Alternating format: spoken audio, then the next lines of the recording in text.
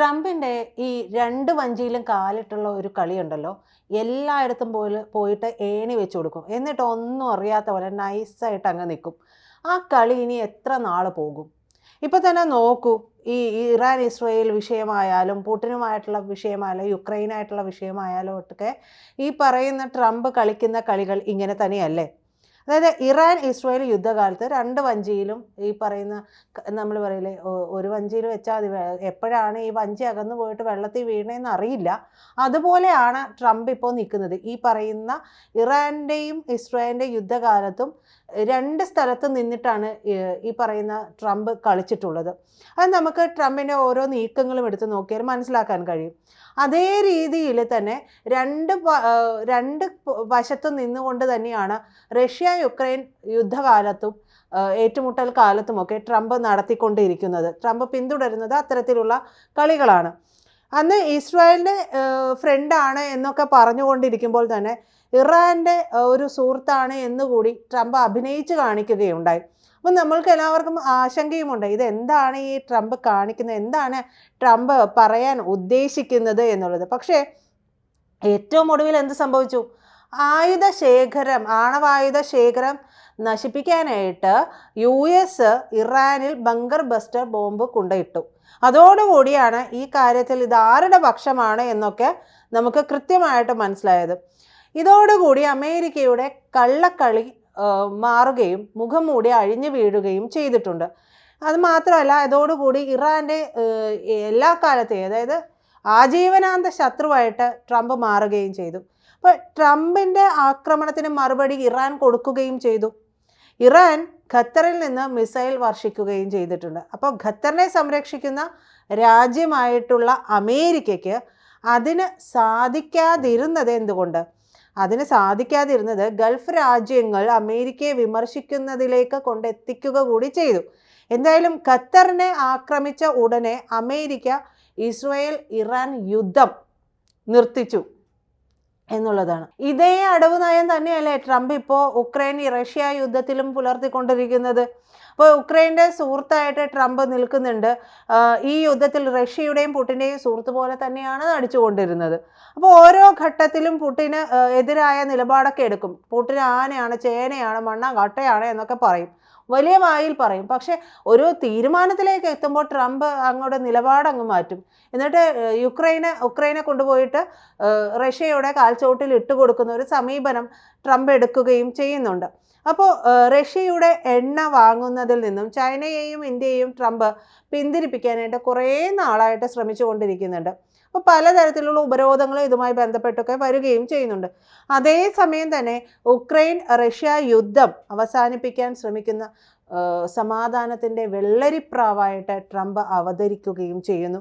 കഴിഞ്ഞ ദിവസം റഷ്യയുടെ രണ്ട് പ്രധാനപ്പെട്ട എണ്ണ കമ്പനികളായിട്ടുള്ള ലൂക്കോയിലിനും റോസ്നെഫ്റ്റിനും ഉപരോധം ഏർപ്പെടുത്തി. ഇതോടെ ഇന്ത്യയും ചൈനയും റഷ്യയിൽ നിന്ന് ഇറക്കുമതി ചെയ്യുന്ന എണ്ണയുടെ അളവ് നന്നായിട്ടങ്ങ് വെട്ടിച്ചുരുക്കി. റഷ്യയെ സാമ്പത്തികമായിട്ട് ഞെരുക്കാൻ വേണ്ടി തന്നെയാണ് ഈ ഒരു തീരുമാനം. അതേസമയം റഷ്യയുടെ ആവശ്യങ്ങൾ മുഴുവൻ അംഗീകരിക്കുന്ന ഒരു സമാധാന ഉടമ്പടി ട്രംപ് ഉക്രൈൻ പ്രസിഡന്റ് സെലൻസ്കിയുടെ മുമ്പാകെ കൊണ്ടുവെക്കുകയും ചെയ്തു. ഇതോടുകൂടി സെലൻസ്കിയുടെ കിളി പോയി. ഇങ്ങേര് ഇതിപ്പോൾ ആരുടെ കൂടെയാണ് നിൽക്കുന്നത്? ഇങ്ങേര് എന്താണ് ഉദ്ദേശിക്കുന്നത്? ഞങ്ങളെ വലിച്ച് ഈ യുദ്ധത്തിലേക്ക് ഇടുകയും ചെയ്തു. കാര്യം എനിക്ക് ലാഭം ഉണ്ടെങ്കിലും ഏത് നിമിഷമാണ് റഷ്യയുടെ മിസൈൽ വന്ന് എൻ്റെ മൂട്ടിൽ പൊട്ടുന്നത് എന്നുള്ളത് സെലൻസ്കിക്കും സംശയമുണ്ട്. സെലൻസ്കിയുടെ ഭാര്യയും കുട്ടികളും ഒക്കെ ലണ്ടനിലാണെങ്കിലും സെലൻസ്കി ഇവിടെയാണല്ലോ. അപ്പോൾ ഏത് നിമിഷത്തിൽ വന്നിട്ട് ഈ ഒരു മിസൈലോ ബോംബോ എന്തെങ്കിലും പൊട്ടിക്കഴിഞ്ഞാൽ ഇങ്ങേര് തീരും. ഈ കളി മുഴുവൻ നടത്തുന്നത് അമേരിക്കയാണ്. അപ്പോൾ ഈ കളിക്ക് ഇറങ്ങുന്നതിന് മുമ്പ് സെലൻസ്കി ട്രംപിനെ അല്ലെങ്കിൽ അമേരിക്കയെ കൃത്യമായി മനസ്സിലാക്കാതിരുന്നതിൻ്റെ ഒരു പ്രശ്നം കൂടി ഈ വിഷയത്തിൽ വരികയും ചെയ്യുന്നുണ്ട്. അപ്പോൾ എന്തായാലും ട്രംപ് ഇപ്പോൾ വെച്ചിരിക്കുന്ന ഈ സമാധാന ഉടമ്പടി എന്ന് പറയുന്നത് വളരെ കപട നാട്യമാണ് എന്നുള്ളത് നമുക്കൊക്കെ നന്നായിട്ട് അറിയാം. ഇതുവരെ റഷ്യ യുദ്ധത്തിൽ പിടിച്ചെടുത്തിട്ടുള്ള സ്ഥലങ്ങളെല്ലാം അത് റഷ്യക്ക് തന്നെ ഇരിക്കട്ടെ സെലൻസ്കി, അതല്ലേ നല്ലത്, അതല്ലേ അതിൻ്റെ ഒരു ഇത് എന്നാണ് പറഞ്ഞത്. അപ്പോൾ ഇത് റഷ്യയെ സന്തോഷിപ്പിക്കാൻ വേണ്ടി മാത്രമുള്ള കരാറാണ് എന്നുള്ളത് ഈ കരാർ വായിക്കുമ്പോഴേ നമുക്ക് മനസ്സിലാക്കാൻ കഴിയും. അല്ലാതെ ഇത് നടപ്പാക്കാൻ ഉദ്ദേശിക്കുന്ന ഒന്നുമല്ല എന്നുള്ളതും പറയുന്നുണ്ട്. അപ്പോൾ അപ്പോഴും നമ്മൾ രണ്ട് തട്ടിലാണ് നോക്കുന്നത്. ട്രംപ് എവിടെയാണ് കാലുകുത്തി നിൽക്കുന്നത് എന്നുള്ളത് ഒരു സംശയം വരുന്നുണ്ട്. 2014 റഷ്യ കൂട്ടിച്ചേർത്ത ഉക്രൈൻ്റെ ഭാഗമായിട്ടുള്ള ക്രിമിയ ഇനി റഷ്യയുടേതായിരിക്കുമെന്ന് കൂടി പറയുന്നുണ്ട്. അപ്പോൾ ഇപ്പോൾ റഷ്യ പിടിച്ചടക്കിയിട്ടുള്ള ഉക്രൈൻ്റെ ഡൊണസ്ക് മേഖല, ഈ ഡൊണസ്ക് പ്രദേശവും ഇനി റഷ്യയുടേതായിരിക്കുമെന്നാണ് പറയുന്നത്. അങ്ങനെ പിടിച്ചെടുത്തിട്ടുള്ള ഭൂരിഭാഗം പ്രദേശവും റഷ്യ പിടിച്ചെടുത്തിട്ടുണ്ട്. ആ പ്രദേശങ്ങളെല്ലാം തന്നെ റഷ്യക്ക് വിട്ടുകൊടുത്തത്, അത് പുടിൻ്റെ കയ്യിൽ സ്വസ്ഥമായിട്ട് ഇരുന്നോട്ടെ എന്ന് സെലൻസ്കിയുടെ അടുത്ത് പറയുന്നത്. അതോടുകൂടി സെലൻസ്കിക്കും കിളിപാറിയ ഒരു അവസ്ഥ ഉണ്ടാകുകയാണ്. അപ്പോൾ മാത്രമല്ല, ഈ അവിടെയൊക്കെ നിൽക്കുന്ന, ഈ പിടിച്ചെടുത്ത പ്രദേശങ്ങളിൽ നിൽക്കുന്ന ഉക്രൈൻ്റെ പട്ടാളക്കാരെ സെലൻസ്കി തിരിച്ചു വിളിച്ചേക്ക്, അത് അല്ലെങ്കിൽ അവരുടെ കാര്യത്തിൽ ഒരു തീരുമാനമായി കിട്ടുമെന്നും കൂടി പറയുന്നുണ്ട്. അപ്പോൾ ഈ കരാറിനെ പുടിൻ സ്വാഗതം ചെയ്തതിന് പിന്നാലെ തന്നെ ഫ്രാൻസും ജർമ്മനിയും UK-യും പോളണ്ടും നോർവേയും സ്പെയിനും നെതർലാൻഡ്സും അടങ്ങുന്ന നാറ്റോ രാജ്യങ്ങൾ ട്രംപിൻ്റെ സമാധാന കരാറിനെതിരെ രംഗത്ത് വരികയും ചെയ്തിട്ടുണ്ട്. അതായത് ഉക്രൈൻ റഷ്യ യുദ്ധം നീട്ടുക, പുടിനെ സാമ്പത്തികമായിട്ട് ശ്വാസം മുട്ടിക്കുക, അതുവഴി റഷ്യ ക്ഷീണിക്കുമ്പോൾ റഷ്യയെ ആക്രമിച്ച് ഇല്ലാതാക്കുക എന്നുള്ളതാണ് ഈ രാജ്യങ്ങളുടെയൊക്കെ പദ്ധതി എന്ന് പറയുന്നത്. ഈ പദ്ധതി ഏറ്റവും നന്നായിട്ട് അറിയാവുന്നത് ആർക്കാണ്? അത് സാക്ഷാൽ വ്ളാഡിമിർ പുടിനാണ്. പുടിൻ അതുകൊണ്ടാണ് നൈസായിട്ട് കളിക്കുന്നത്. പുടിൻ്റെ കളി കണ്ടു കഴിഞ്ഞിട്ടുണ്ടെങ്കിൽ ആർക്കും ഒന്ന് ഹരം പിടിച്ചു പോകുന്നുള്ളതാണ്.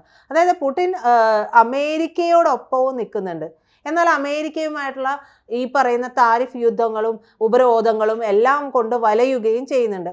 പക്ഷെ അതിനിടയിൽ ഒരു സംസാരമുണ്ടായാലോ, നമ്മൾ തമ്മിലുള്ള ബിസിനസ് ഡീൽ എന്നുള്ളത് അത് ചോർന്നു പോവുകയും ചെയ്തു. അപ്പോൾ ഇതിനിടയിൽ ഈ പ്രസിഡൻസ് തമ്മിൽ ഒരു ഡീല് നടക്കുന്നുണ്ടോ എന്നുള്ള ഒരാശങ്ക മാധ്യമ പ്രവർത്തകരുടെ ഇടയിൽ നിന്ന് അന്ന് തന്നെ ഉയർന്നു വരികയും ചെയ്തിട്ടുണ്ട്. അപ്പം ഈ പറയുന്ന പ്രശ്നങ്ങൾ എന്ന് പറയുന്നത് ചില്ലറ കാര്യങ്ങളല്ല. രണ്ട് രാജ്യങ്ങൾക്കിടയിൽ ഉണ്ടാകുന്ന പ്രശ്നം, ആ രാജ്യങ്ങൾക്കിടയിൽ ഉണ്ടാകുന്ന പ്രശ്നങ്ങളുടെ ഇടയിൽ നിന്ന് ചോര ഊറ്റിക്കുടിക്കാൻ നിൽക്കുന്ന ചെന്നായ പോലെയാണ് ട്രംപിൻ്റെ നിലപാട്, അല്ലെങ്കിൽ US-ൻ്റെ നിലപാട്. നമുക്ക് ട്രംപിന് ഈ പ്രശ്നം ഇതിനു മുൻപും ഉണ്ടല്ലോ, അപ്പോൾ ബൈഡൻ ആയിരുന്നു. അപ്പോൾ US-ൻ്റെ ഒരു നിലപാട് എന്ന് പറയുന്നത്. പക്ഷേ ഏറ്റവും കൂടുതൽ ട്രംപിൻ്റെ കയ്യിൽ ഭരണം എത്തുമ്പോൾ ട്രംപ് ഇത് ഇപ്പം തീർക്കുമെന്ന് പറഞ്ഞിട്ടാണ് വന്നത്. പക്ഷേ ഒന്നും തീർത്തതുമില്ല. പക്ഷേ ഇതിനിടയിൽ പല തരത്തിലുള്ള ഇടപാടുകൾ നടക്കുകയും ഒക്കെ ചെയ്യുന്നുണ്ട്. എന്തായാലും യൂറോപ്യൻ രാജ്യങ്ങളുടെ ഈ പദ്ധതി, അതായത് എല്ലാവരെയും ചേർത്ത് നിർത്തിയ അവസാനം റഷ്യയെ അങ്ങോട്ട് ഇല്ലാതെയാക്കുക എന്നുള്ള പദ്ധതി നടപ്പിലാകുമോ എന്നുള്ള ഒരു ആശങ്ക കൂടി ലോകത്തിനുണ്ട്. അത് നടപ്പാകുമോ എന്നുള്ളതാണ് ലോകം ഉറ്റുനോക്കുന്നത്. എന്തായാലും ഇത് നമ്മൾ നേരത്തെ പറഞ്ഞതുപോലെ തന്നെ പുടിനാണ് ഇത് നന്നായിട്ട് അറിയാവുന്നത്. ഇതിനെതിരായി എപ്പോഴാണ് ഒരു ആക്രമണം പുടിൻ നടത്തുക എന്നുള്ളതും ഇവർക്ക് സംശയമുണ്ട്. പുടിൻ അമേരിക്കയ്ക്കോ യൂറോപ്യൻ രാജ്യങ്ങൾക്കോ എതിരെ അഴിച്ചുവിടാൻ പോകുന്നത് എപ്പോഴാണ്? ഈ മിസൈൽ എന്ന് പറയുന്നത് ഭൂഖണ്ഡാന്തര മിസൈലൊക്കെയാണ്.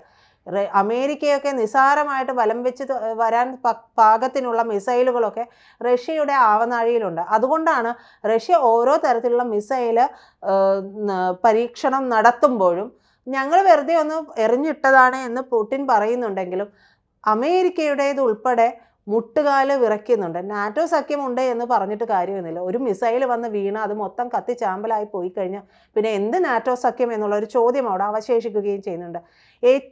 എപ്പോഴും ഈ പറയുന്ന ഒരു സ്വിച്ച്, അതായത് നമ്മൾ തീർന്നാലും ഈ മിസൈൽസ് പോയിട്ട് ആ രാജ്യത്തെ ആക്രമിച്ച് ഇല്ലാതെയാക്കുന്ന ഒരു നീക്കം, അത് ഡെഡ് ഹാൻഡ്, അത് എപ്പോഴും സജീവമാക്കി വെച്ചിരിക്കുകയാണ് പുടിൻ. അത്തരത്തിൽ എന്തെങ്കിലും ഒരു നീക്കം നാറ്റോ രാജ്യങ്ങളോ യൂറോപ്യൻ യൂണിയൻ രാജ്യങ്ങളോ റഷ്യക്കെതിരെ നടത്തുകയാണ് എന്നുണ്ടെങ്കിൽ സർവനാശം ഈ മേഖലയിൽ ഉണ്ടാകും എന്നുള്ളത് നമുക്ക് ഉറപ്പിക്കാവുന്നതാണ്. രണ്ടും കൽപ്പിച്ചിട്ടുള്ള കളിയിൽ തന്നെയാണ് പുടിനും ഉള്ളത്. അങ്ങനെ വിട്ടുകൊടുക്കാനായിട്ട് പുടിനും സാധിക്കില്ല. എന്താണ് സംഭവിക്കുക എന്നുള്ളത് നമുക്ക് കാത്തിരുന്ന് തന്നെ കാണേണ്ടി വരും. കൂടുതൽ വാർത്തകളും വിശേഷങ്ങളും നിങ്ങളിലേക്ക് എത്താൻ ABC മലയാളം സബ്സ്ക്രൈബ് ചെയ്യുക, ബെൽ ബട്ടണും അമർത്തുക.